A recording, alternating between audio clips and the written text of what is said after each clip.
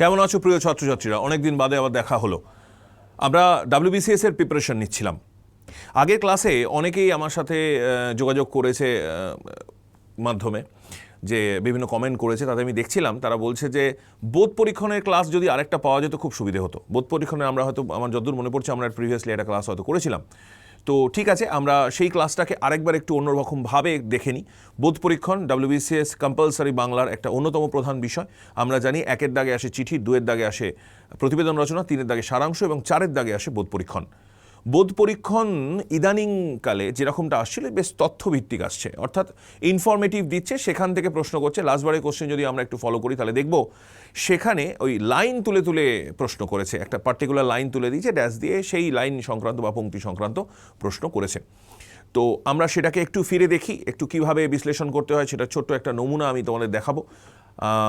ভালো করে মন দিয়ে ক্লাসটা করবে। এবং খুব ইম্পর্ট্যান্ট হচ্ছে বোধ পরীক্ষণ, সবচেয়ে বড় সমস্যা যেটা বোধ পরীক্ষণে সেটা হচ্ছে যে প্র্যাকটিস খুব বেশি করার সুযোগ নেই। বিভিন্ন বই টই থেকে যেগুলো আমরা পড়ে থাকি, বেশ কিছু বাজার চলতি যে বইগুলো রয়েছে প্র্যাকটিস সেট হিসেবে, সেখানে এত বড় বড় প্যারাগ্রাফ দেওয়া রয়েছে, পরীক্ষাতে কমিশনে হয়তো সেই ধরনের প্রশ্নকে ওরা খুব প্রেফারেন্স দেবে না। তো সেক্ষেত্রে আমাদের বোধ পরীক্ষণের এমন প্যারাগ্রাফগুলোই চুজ করতে হবে যেগুলো কিনা পরীক্ষায় আসার মতো। তো আমি তোমাদের জন্য সেই রকমই একটা প্যারাগ্রাফ রেখেছি। একটা আননোন প্যাসেজকে কী করে দেখে আমি ঠিক জায়গাটা, নির্যাসটা খুঁজে বার করবো, সেটাকে আমাকে যেমন চুজ করতে হবে, অ্যাজ ওয়েল অ্যাজ আমাকে দেখে নিতে হবে যে আমি উত্তর কতটা লিখবো, কীভাবে লিখবো, আমার উত্তরের ভঙ্গি কী হবে, প্রকাশ কী হবে, সেই নিয়ে আজকে ক্লাসটা আমরা সাজিয়েছি। তো আর কথা না বাড়িয়ে, আর দেরি না করে আমরা সরাসরি ক্লাসে চলে যাব।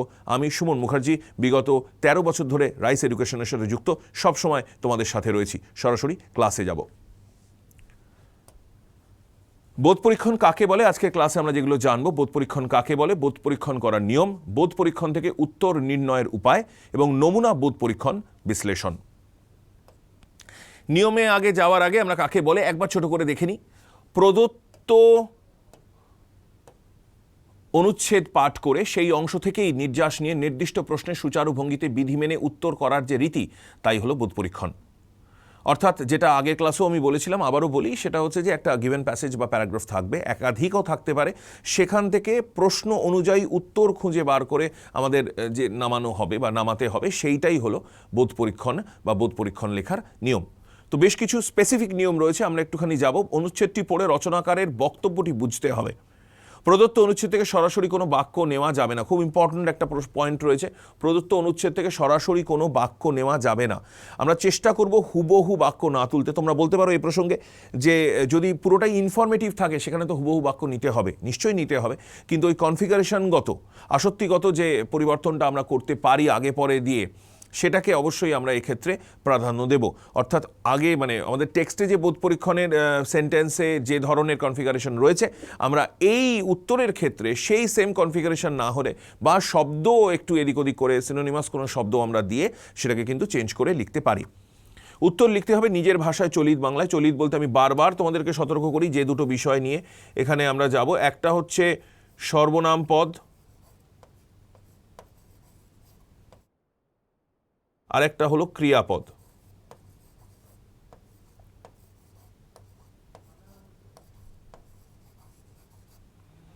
সর্বনাম পদ এবং ক্রিয়াপদ, এই দুটো আমাদের কিন্তু ভীষণ খেয়াল রাখতে হবে, আমরা যেন চলিত বাংলাতেই লিখি, কোনোভাবে যেন সাধু বাংলা না হয়ে যায়।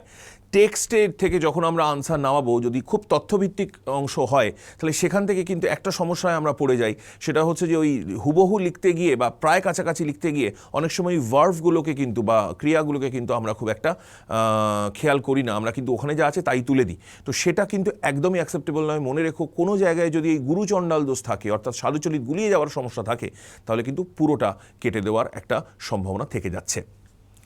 অনুচ্ছেদের উত্তর পরোক্ষ উক্তিতে লিখতে হবে। অর্থাৎ যদি আমি, আমরা, তুমি, তোমরা, অর্থাৎ ডাইরেক্ট স্পিচে কোনো সংলাপ বা ইত্যাদি থেকে থাকে, যেটা লাস্ট ইয়ারের প্রশ্নে এসেছিল, তো সেক্ষেত্রে কিন্তু পরোক্ষ উক্তি লিখতে হবে। অর্থাৎ কোনোভাবেই ডাইরেক্ট স্পিচে কিন্তু লেখা যাবে না। নিজেরা আমরা যা মনে করছি, যা বুঝছি অনুচ্ছেদটা পড়ে, সেই অনুযায়ী কিন্তু আমাদের লেখাটাকে তুলে ধরতে হবে। কোনো অতিরিক্ত তথ্যের সংযোজন করা যাবে না। আমরা হতেই পারে এরকম যে টেক্সটটা এসছে সেটা আমার পূর্ব পরিচিত, আমি সেখান থেকে আমি যা জানি তা বেশি জানি, অতটা ওখানে ইনফরমেশন দেওয়া নেই। তো আমি ভালো লেখার জন্য সেই ইনফরমেশনগুলোকেও ইনক্লুড করে দিলাম, এটা কিন্তু একদমই চলবে না। আমি আমার বান্ধবীর প্রশংসা করতে চাইছি, কখনোই তো অন্য আরেকজন বান্ধবীর উদাহরণ দেওয়া যাবে না, ঠিক আছে? তো এই ধরনের বিষয়গুলো কিন্তু অবশ্যই খেয়াল রাখতে হবে। যতটা ইনফরমেশন ওখানে প্রোভাইড করা রয়েছে তার মধ্যেই কিন্তু আমাদের আনসারটাকে নামাতে হবে।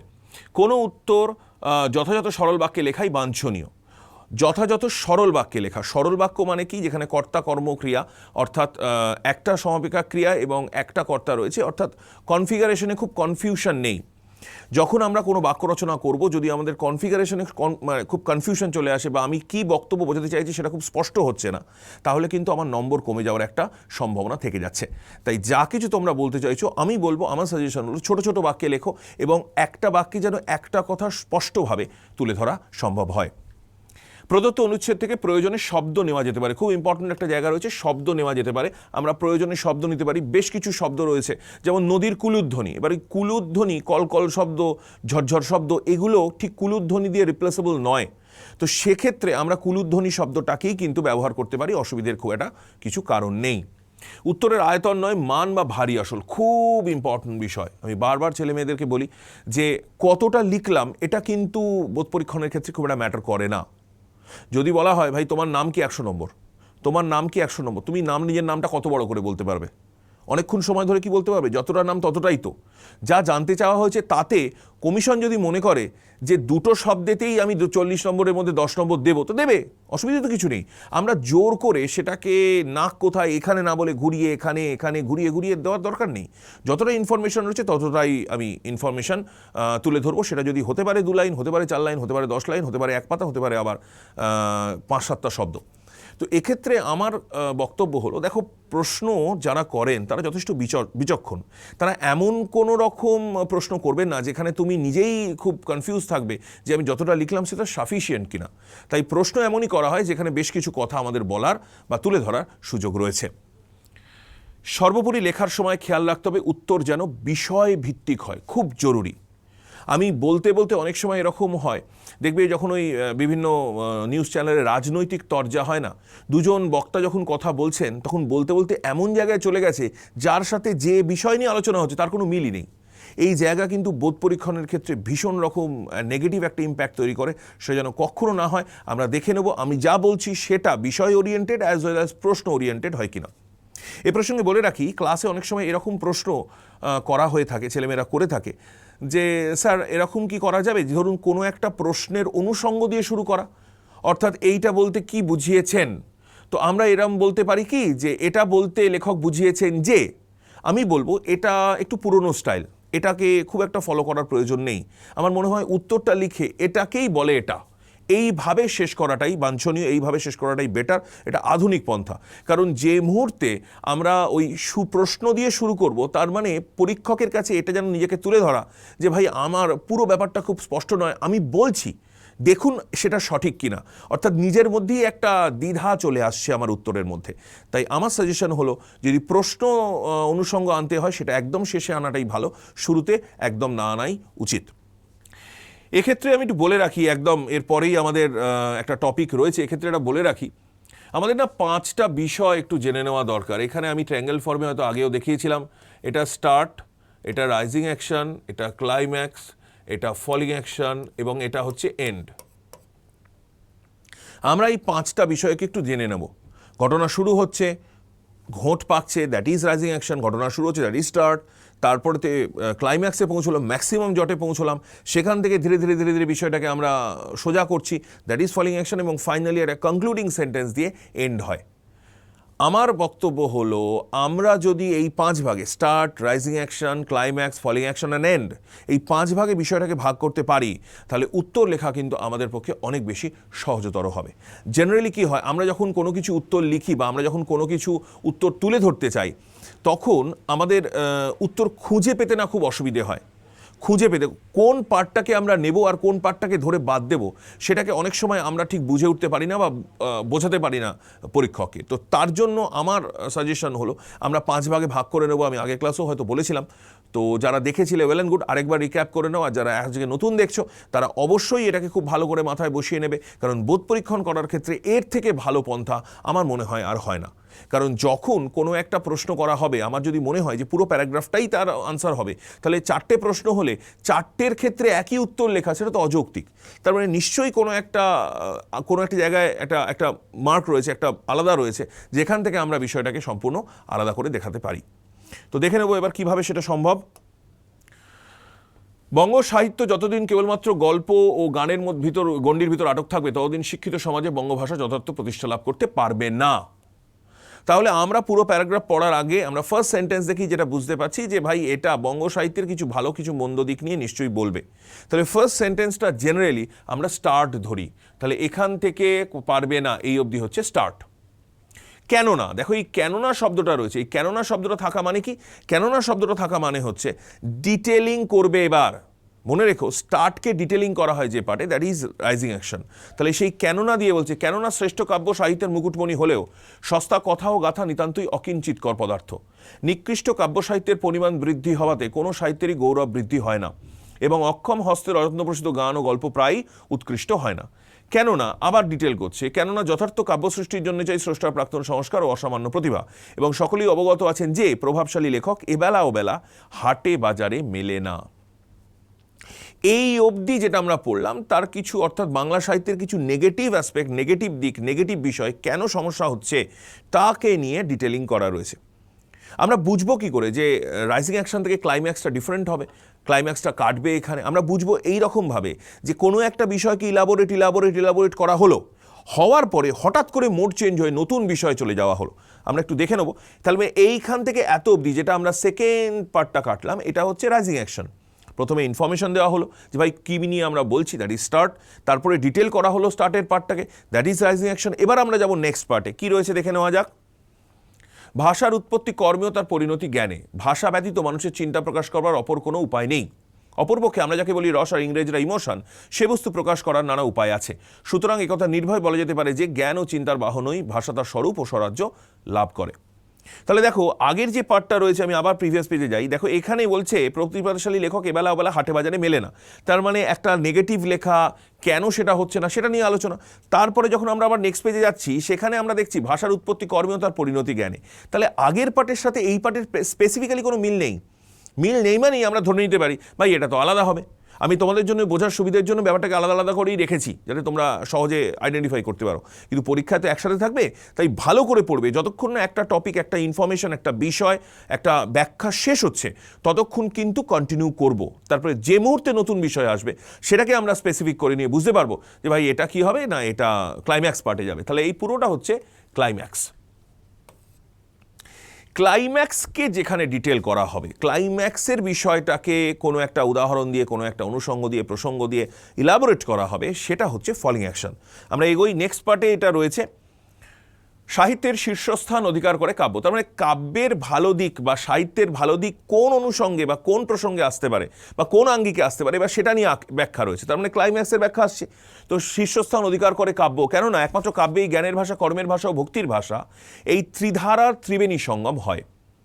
তিনি যথার্থ কবিপদবাচ্য, যার হৃদয় রসের সঙ্গে বহুল পরিমাণে জ্ঞানের সার, যার বুকের রক্তের সঙ্গে অনেকখানি মনের ধাতু অবিচ্ছেদ্যভাবে মিশ্রিত থাকে। সত্য সুন্দর যে কারো হাতে একই বস্তু হয়ে ওঠে, তার জাজ্জল্যমান প্রমাণ Kalidas, Shakespeare, দান্তে, Milton, Geto, Rabindranath প্রভৃতি মহাকবিদের কাব্য।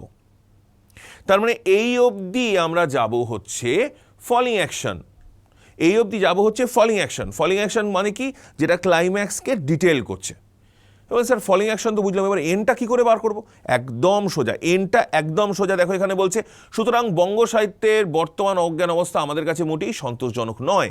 তার মানে সুতরাং এই যে শব্দটা রয়েছে, আমি একটু আগেই বলছিলাম কনক্লুডিং একটা শব্দ থাকবে, একটা শব্দ থাকবে কনক্লুডিং, যেটা কিনা আমাদের ওই বুঝিয়ে দিচ্ছে যে এবার আমরা প্যারাগ্রাফটা বা এবার আমরা বক্তব্যটা, বিষয়টাকে শেষ করতে চলেছি। তো সেটাই এখানে আমরা পাবো। সুতরাং বঙ্গ সাহিত্যের বর্তমান অবস্থা আমাদের কাছে মোটেই সন্তোষজনক নয়।